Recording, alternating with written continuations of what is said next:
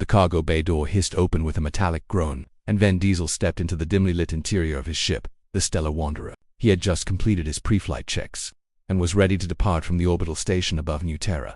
The job was simple: transport medical supplies to the outer colonies. A routine run he had made dozens of times before. As he made his way toward the cockpit, something caught his attention, a faint rustling sound coming from behind the supply crates stacked near the rear bulkhead. Vin froze, his hand instinctively moving to the plasma pistol holstered at his hip. "Who's there?" he called out, his voice echoing through the empty bay. Silence. Vin approached cautiously, his boots clanking against the metal floor. He rounded the corner of the largest crate and stopped dead in his tracks. Huddled between two containers was a young woman with striking auburn hair and the most unusual features he had ever seen: a pair of soft, pointed fox ears protruding from her head and a bushy tail wrapped protectively around her small frame. "What the?" Vin stammered, lowering his weapon slightly. "Who are you? How did you get on my ship?" The fox girl looked up at him with wide amber eyes that seemed to glow faintly in the low light. She wore a tattered jacket several sizes too big and clutched a worn backpack to her chest. For a moment, she said nothing, simply staring at him with an expression that mixed fear and something else he couldn't quite identify. "Please," she finally whispered, her voice barely audible. "Don't make me leave."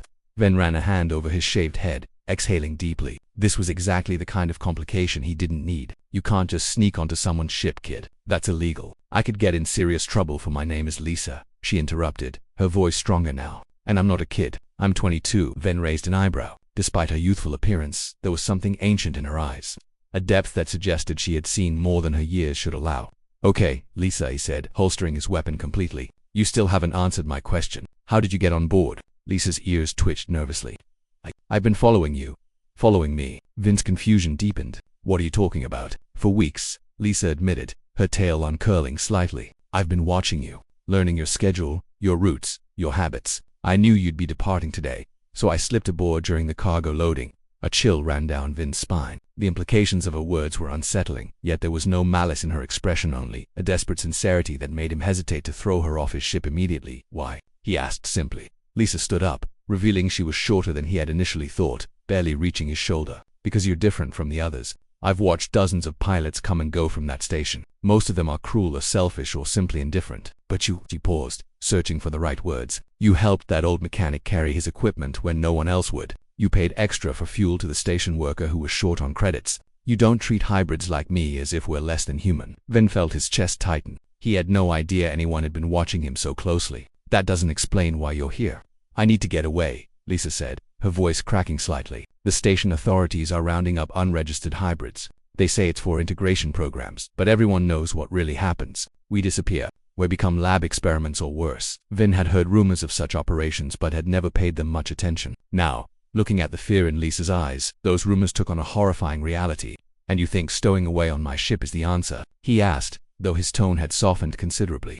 "You're going to the outer colonies," Lisa said quickly. "They don't have the same restrictions there. I can start over, find work, live without looking over my shoulder every second." Vin was silent for a long moment, weighing his options. Taking her with him could jeopardize his pilot's license, his contracts, possibly even land him in prison. But leaving her here meant condemning her to a fate he didn't want to imagine.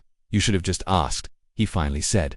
Lisa's ears perked up in surprise. "What if you'd approached me directly and explained your situation? I might have helped you," Vin continued. "This whole stalking thing is unsettling, to say the least."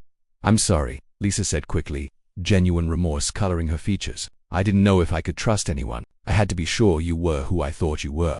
Vin sighed, knowing he was probably making a huge mistake. "Fine, you can come with me, but there are rules. You stay out of sight during docking procedures. You help with ship maintenance, and you don't touch anything in the cockpit without permission." "Understood." Lisa's face lit up with a smile so bright it seemed to illuminate the entire cargo bay. Her tail swished excitedly behind her. "Yes, thank you, Vin Diesel. I promise you won't regret this."